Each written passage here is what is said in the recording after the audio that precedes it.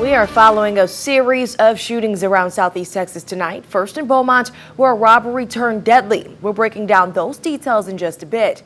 In Orange, two sisters got into an argument. At some point, a gun was pulled and 29-year-old Mykesha Young was shot in the neck. She was flown to Beaumont but died at the hospital. And in Port Arthur, a man was killed on Memorial Boulevard in front of Christus Family Medicine.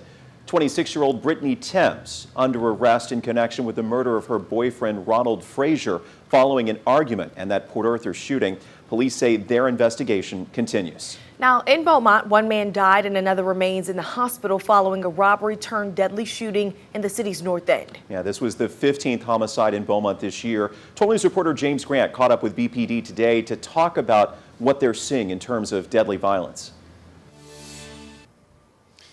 Days, Jordan, Beaumont Police are still looking for two suspects connected to last night's shooting, but they say they're having a tough time getting witnesses to come forward and speak up.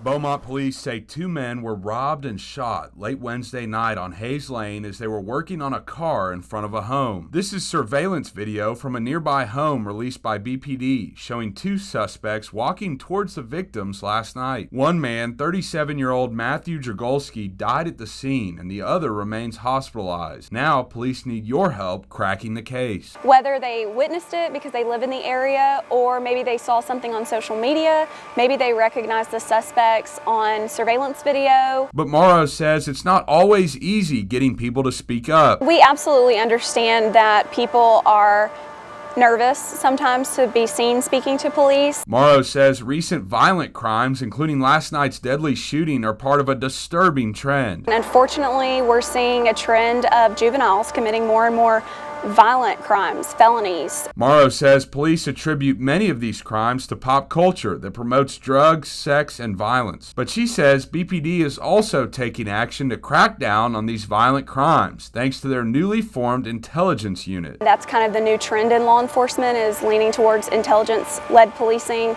And so we're on the cusp of that and continuously getting more training.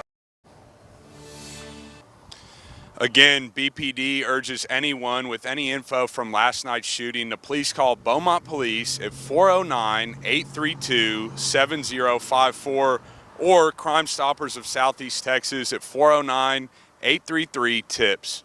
Live in Beaumont, James Grant, 12 News.